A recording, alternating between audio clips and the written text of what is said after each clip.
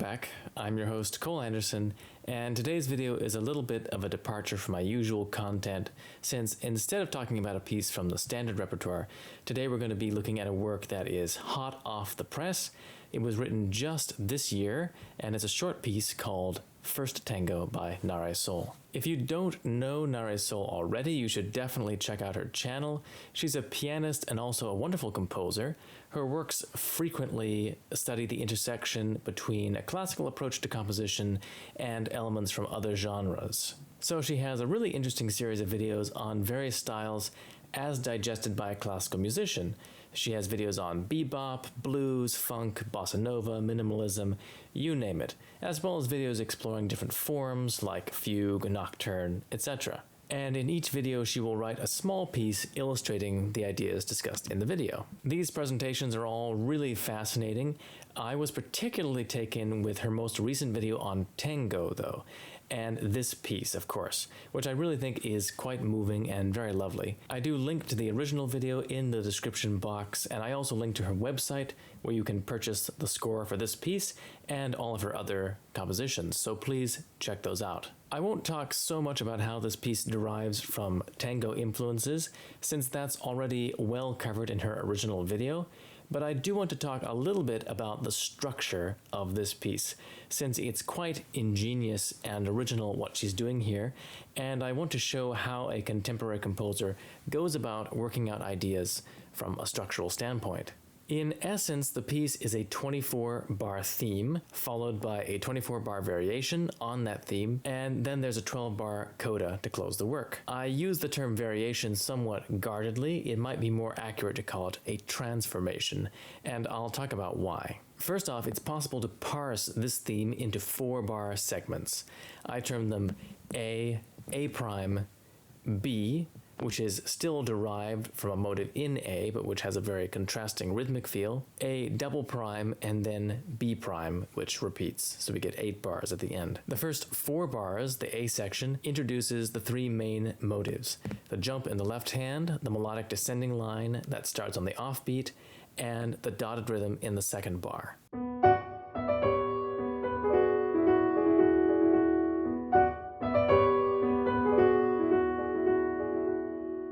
The A prime section expands the harmonization and goes toward the minor 4 chord, E minor.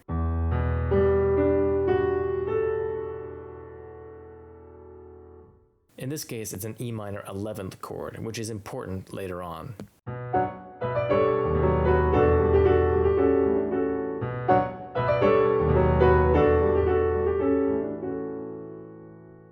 The B section has a totally different rhythmic feel with steady quarters in the left hand. The melody is still an expansion of the opening melodic idea. It starts with the same rhythm.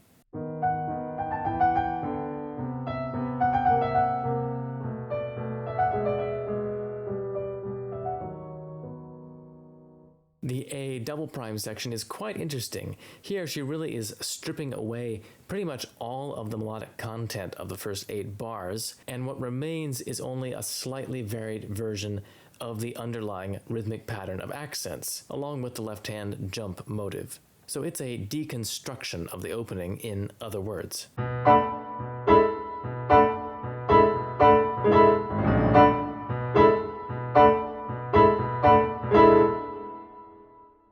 And then the final 8 bars, the B prime area, is an expansion of the first B section, this time with a very typical, almost cliched harmonic sequence, a descending 5th sequence. And you see this kind of a sequence constantly in all genres of music, all the way back from the Baroque era up to the present day. And I think its use here is very intentional.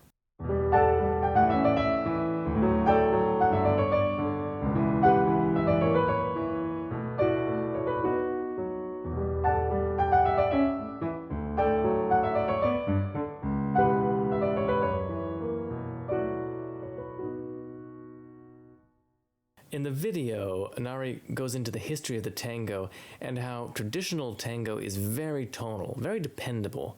And it was largely thanks to Astor Piazzolla, who pioneered the Nuevo Tango to introduce harmonic concepts from jazz and also from classical sources. So more intense counterpoint, more dissonance, more extended harmonies, less conventional progressions, etc.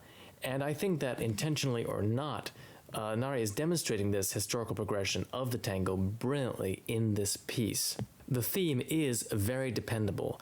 All the basic rhythmic elements of the tango are presented. The underlying harmony is very traditional for the most part, but in the transformation segment, she goes very far afield from this traditional sound, even introducing a touch of bitonality in one section. So like I said, this basic material from the theme is treated very freely in the variation or transformation.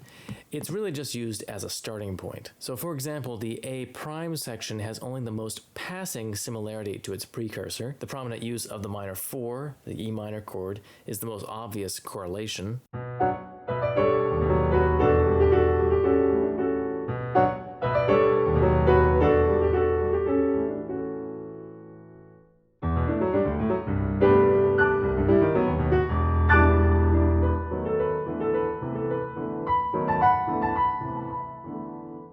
And the A double prime section is similar to its originator only in that it deals with a repeating ostinato rhythmic pattern and an intentionally stark melodic outline.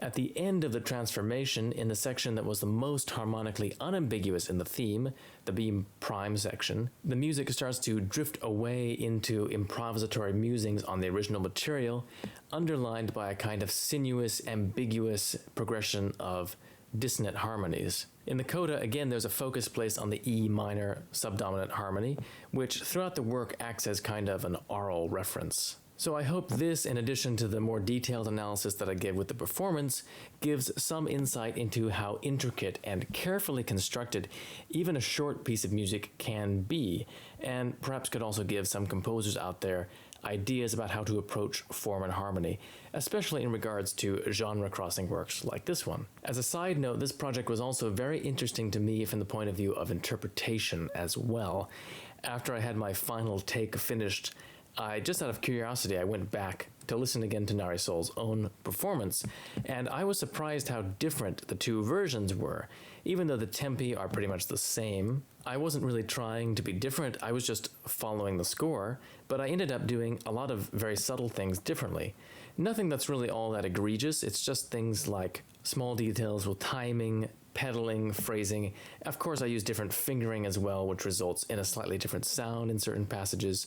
Just things like that. It just brought back to my mind how fascinating it can be to trace how a piece of music, which is totally written down, seemingly set in stone, can evolve through a performance history. So for example, take a Rachmaninoff concerto or something like that, where we have the composer's recording, some recording from the 20s or 30s, and then trace it from that recording to its various other recordings over the decades from different artists, and hear how the approach to the work changes.